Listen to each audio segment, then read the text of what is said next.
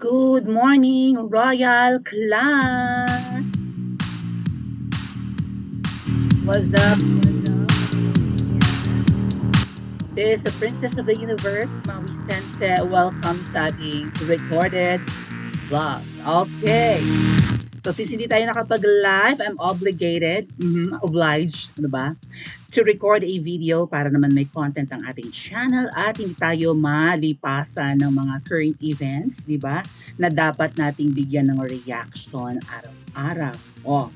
So, sa latest vlog ni Miss Maharlika, in-interview niya si Attorney Glenchong, mga ate at kuya, at dito ni-reveal ni Attorney Glenchong na may balak pala talaga siyang i-crucify at pabaligtad pa nga raw, ipako ilansang sa krus si Madam First Lady Liza Araneta Marcos. Diyos ko po, Kuting, anong balak mo dito? Ang asawa mo, grabe barubalin ng dati niyong kaalyadong si Attorney Glenchong. May pagkakamali talaga kayong nagawa dahil hindi naman kayo tatalikuran ng inyong mga, di ba, ng inyong mga supporters at followers kung naging mabuti lang sana ang relationship ninyo. Doon nga po sa latest interview naman bago natin panoorin yung video ng interview ni Attorney Glenn with Miss Maharlika. Doon sa video ni Kato Nying or sa live ni Kato Nying na interview niya with Liza Marcos, uh, may mga sinabi doon si Madam First Lady na kapag ka ikaw daw ay lumagpas or umabot ng 6 months as, di ba, nagtatrabaho for her, ay eventually magtatagal ka talaga sa kanya, no? Parang yun yung test. Ay, gano'n naman talaga sa mga companies, di ba? Probation ka muna. O 6 months ka muna after that for regular, di ba? For regular position ka na. Siguro gano'n din yung prinsipyo ni Madam or maybe scripted lang talaga yung kanilang live interview na yun. Nga pala, hindi yun live mga ate at kuya ha. Recorded yun. Actually, ako kaya kong gawin yun. Napalabasin ng mukhang live yung aking content pero recorded na. Mag-record lang ako ng mag-record lang ako ng say 40 hanggang 50 kahit isang oras na video dito sa YouTube.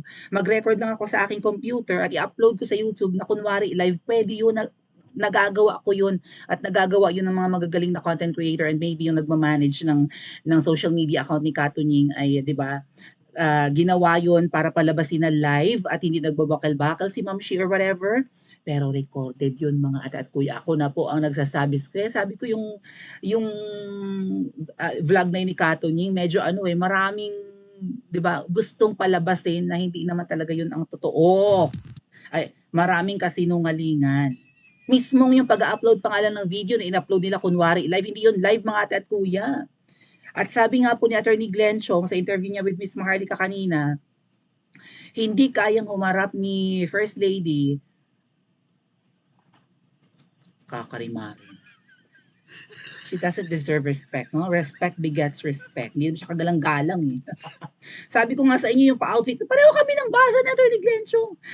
Yung pag-outfit ni Madam na parang, di ba, nakabestida laang na, hindi ko alam, cotton ba yan, tapos lukot-lukot pa, tapos naka-mini skirt pa, walang kaayos-ayos, kunwari, di ba, very, very, very, parang walang makeup. No makeup nga pala yung ganyang drama, no? Pero kulubot pa rin eh.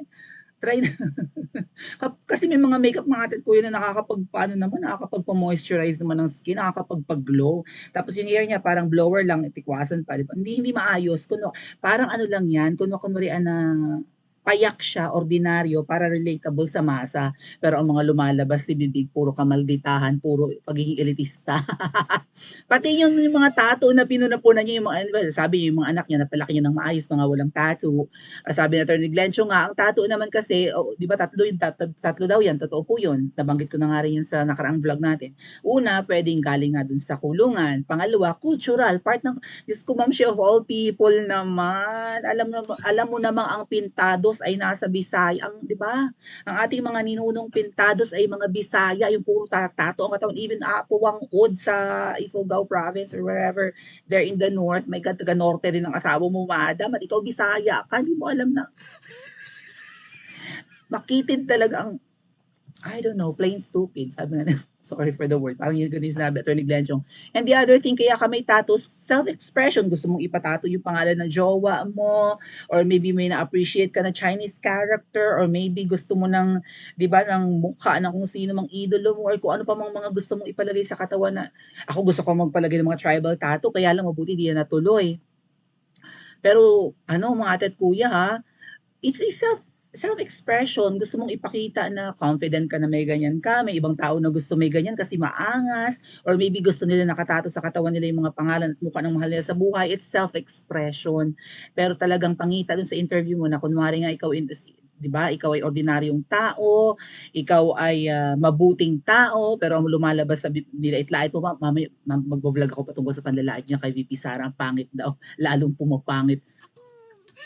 Madam, alam ko na ang totoong dahilan ng selos mo mamaya. Anyway, dito po sa interview ni Miss Marlica with Attorney Glenn Chong, ni-reveal ni Attorney Glenn Chong na siya ay kinasuhan ng 3 beses na yata ni Ma'am Shi. Every time na, kung hindi man si Ma'am Shi, basta sinasampahan siya ng kaso. Every time na nagsasalita sa Maisog Morales si Attorney Glenn Chong, may kasunod na kaso after.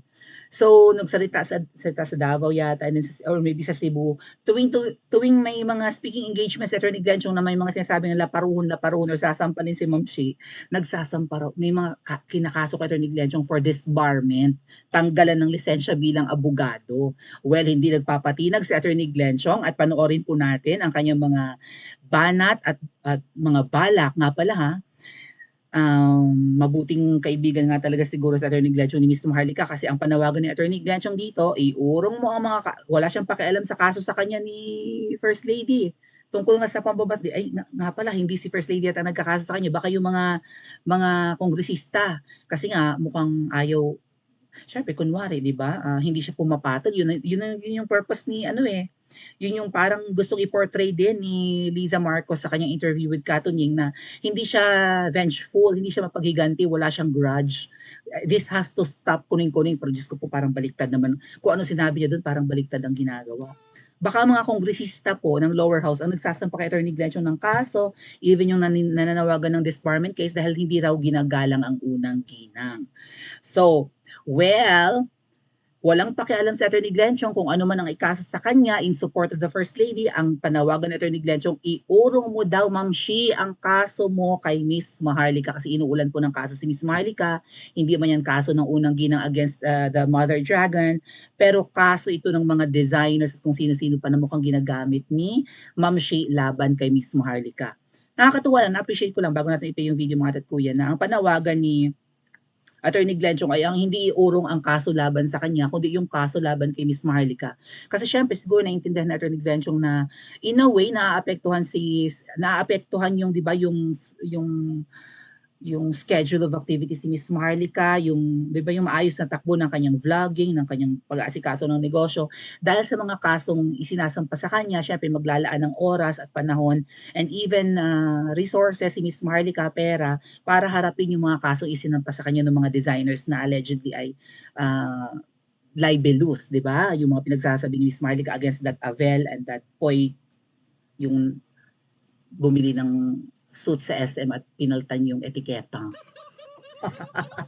Anyway, let's watch and let's listen. Kayo na po ang magsabi kung paanong kakalad ka rin ni Attorney Glenn Chong sa US at ipakukulong si Ma'am Shi. Ma'am Shi, andam, tagam. Mukhang yun ang goal ni Attorney Glenn Chong, ano ang ikaw ay makaladkat at makulong. Hindi ko alam kung paano mangyayari yan. Like, do we have extradition treaty with the United States? Maybe we have. Pero, ganun eh. I don't know the processes, di ba? Kasi, magte-testify si Attorney Glenn Chong sa korte. At Ma'am Shi, papayagan mo to? Makakalagkad ang pangalan mo sa korte ng Anemika? Paliwanag ni Attorney Glenn Chong, pag humarap sa jury, si Attorney Glenn Chong ay madali daw kumbisihin yung jury kasi yung mga taong yung jury nga po, mga ordinaryong tao yun. Na kapag may mga testigo, di ba, na magsasalita sa podium, ay kailangang mag-decide sila kung sila ay kumbinsido sa sinasabi ng testigo or hindi. At kung papabor sila or hindi, makaka-apekto yun sa judgment ng hukom. So let's listen to Attorney Glenn Chong at kung paano niya kakalad ka rin sa korte ng Anemika si Ma'am Shi. Aroy, aroy, aroy, ginoo ko. Ito, Lisa, swak ka talaga sa strategy namin. Swak ka talaga, nahulog ka Nahulog sa nahulog pati. talaga sa bitag nito. Nahuhulog ang hitad. Okay, go. Nahulog ka talaga sa strategy ni Glenn Chong. Anyway, eto pa. Kung ayaw mo ako magdadakdak in front of an American jury, bawiin mo rin yung kinakaso mo kay Ate Claire sa Amerika. Kasi nandun na naman yung declaration ko at nandun ka na naman, Lisa. O, ito, sinama na talaga kita. Di ba, Ate Claire? O, Attorney Glenn. gumawa ako ng declaration para kay Ate Claire sa Southern District of, Western District of California. Western Division. Central District of California, Western Division. Nandun ang Basta affidavit ko sa sabihin iyo. na, Attorney Glenn, wag muna natin discuss yung labas. Basta ang nandoon si Lisa. Siya bida. Sige. Actually, siya Basta, talaga ang bida. kung ayaw mo akong magdadakdak doon, kasi I will really crucify you na patiwarik. Ikaw ang bida, Lisa. Bawiin mo yung Actually, bawiin mo yung sabi ko nga, yung pagiging bida niya kahapon, yung bida yung sa interview niya, bida pa rin siya. Ibigay natin sa kanya yung limelight. Kaya sabi ko, kakalad ka rin kita, Lisa, sa Korte ng Amerika. Sige lang, kakalad ka rin ka namin ni Attorney Glenn. Anyway. Lisa, you don't want me to be talking to the jury. Remember? You don't want me to be talking to the Hindi niya kayang manipulahin ang batas dito sa Amerika. Hindi mo kaya, Lisa. Hanggang Pilipinas ka lang. Okay? Hanggang Pilipinas lang ang iyong maitim na impluwensya. But ganun pa man, Attorney Glenn Chong, we are winning. We are winning. Yes. Stress sa atin. Okay. The fact, mga kababayan, take it from me, 6 na taon kong kasama yan si Lisa sa trabaho, hindi yan magsasalita in front of the media. Ano yan siya? Everything is scripted. I am ready for the flight. Kala naman heart, may ads pa, sandali lang po. But while the ad is playing, hold on. Dito rin napag-usapan yung Romania, may Majuleta, whatever, kung ano pangalan ng Romanian, na nakita ko po yun sa nabanggit din na Attorney Glanchong dito eh. 'Di ba, sa interview ni Kato Nying may nabanggit si Ma'am Shi na kung gusto niya magiganti, kaya niyang tawagan ang Romania, kung sino man. Meron po kasi mga foreigners noong inauguration ni PBBM noong June 30, yung unang-unang araw ng upo niya sa palasyo. Yung inauguration niya dyan sa National Museum for Culture of the Arts sa malapit, nasa part yata yan ng Rizal Park, ay may mga foreigners doon, isa doon yung Romanian, na parang may binanggit niya sa Attorney Glenchong dito, na parang kaya pa lang, sabi may mga manggugurgur daw doon. So manggugurgur talaga tong gobyerno natin. Kaya daw niyang kontakin pero hindi niya ginagawa. Malay naman natin, baliktarin mo sinabi, baka yun ang totoo. Ay advisor pa rin, yung mga foreigner doon, yung mga foreigner advisor ni Ma'am Shi, sabi ni Attorney Glenchong, revelation niya dito sa interview to. Yun yung nag-a-advise na lumabas daw at magpa-interview si Madam kay Kato Nying para mapagtakpan yung grabing rally ng Maisog, di ba, na 200,000 katao ang umaten, pinigil pa yung mga tato, ginawa ng paraan na mapigil yung rally, di ba? Pinasuspend pa yung governor ng Tagum City. Dumagsa pa rin. Mahal na mahal pa rin ng tao si Tatay Digong. At ngayon si Tatay Digong nagsasalita about PDP laban nung nakaraan lang, kanina, kahapon. Naku talaga. Ma'am Shi, hindi nyo kayang tapatan si PRRD, hindi nyo kayang sapawan ang kasikatan kasi wala kayong ginagawa, parang puro kapalpakan. Ang dami yung milagro na pilit yung pinagtatakpan, umaawas na ang banga, madam, umaawas na, sumisingaw na. Kahit anong pilit mo, baka sumambulat yung banga ng mga sikreto ninyo. Anyway, let's continue listening. Everything is prepared. So walang question na ibabato mo sa kanya impromptu at sasagutin niya. Hindi. Lahat prepared, lahat scripted. Yeah. And she doesn't really, hindi talaga yan siya nagsasalita ng ganyan sa media. The fact na lumabas siya at nagpa-interview siya kay Kato Nying, ang ibig sabihin yan, mga kababayan, we are winning dahil we have been successful na hilain siya out of her comfort zone. Ang comfort zone niya is, hindi ako magsasalita. Tandaan nyo, nung nandun siya sa Chinese Embassy na may media, para siyang nakakita ng multo. Sinabi niya, Yes. why is the media here? Diba? Sinabi niya, why is Yes, the media yes, here? yes. She's allergic to that. Allergic siya na may media because yung media magtatanong impromptu. Hindi niya kayang preparahan yan. Sumagot. Hindi niya kayang ikutul yung script in that regard. Basta impromptu, spontaneous. Kaya mara siya Hindi nakakita niya kaya. multo doon sa Chinese embassy. Ang sa tingin ko nga, sinet up siya eh. Sinet up siya.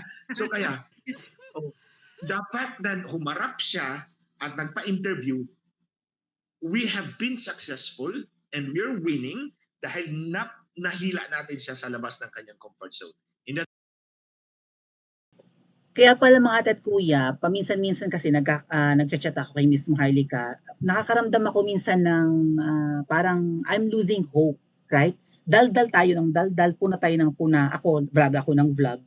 Oh, kailan ako nagsimulang pumuna kay Hello Kitty, like December 2020,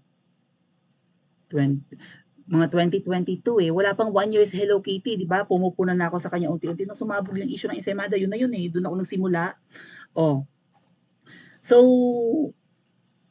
23, 24, 2 years, magto 2 years na akong, hindi, mahigit 1 year. Yeah. Oh, anyway,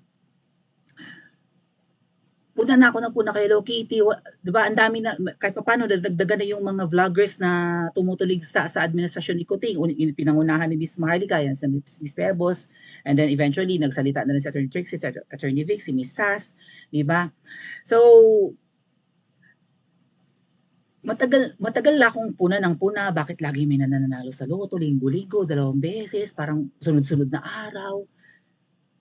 Batikos na kami ng batikos, nadadagdagan kami kahit papaano, kahit konti lang naman kaming pumupuna. Pero tuloy pa rin ang asal, hindi pa rin natitigil ang milagro sa loto, tuloy pa rin ang corruption, right? Pahirap pa rin ang buhay, pamahal pa rin ang bilihin.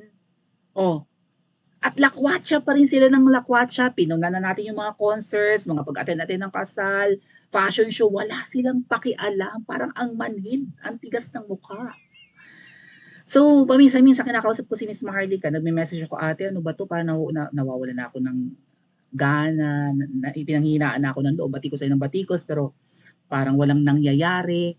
Pero tapos si Miss Maharlika nga, sinasampa ng kaso. Sabi ko, siguro pareho kami ng nararamdaman, no?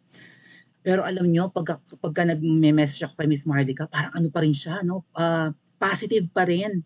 Like, full of hope pa rin si Miss Maharlika. Kahit alam ko paminsan-minsan nawawalan, tinatamad na rin yan, or maybe nawawalan ng gana, or pinanghihinaan ng loob, di ba? Or na-overwhelm na rin sa mga pinapadala sa kanya ng puting ahas. Pero despite that, parang nakakakita pa siya ng glare of hope, di ba? At the end of the tunnel, if you may, parang may pag-asa pa ng magwawakas ng mas maaga itong budol administration at ang pamamayagpag ni Ahas. Yun pala ay dahil dyan sa mga kaso sa US.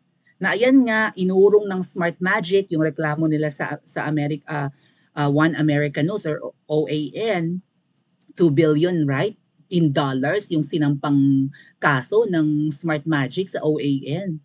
Tapos 2020 pa lang daw yun, 'di ba, hindi nagba-back out. Tapos si Attorney Glenn nung pumunta ng US para mag-serve ng kanyang or suportahan yung OAN, mag-provide ng kanyang affidavit ng Smart Magic ay Mandaraya.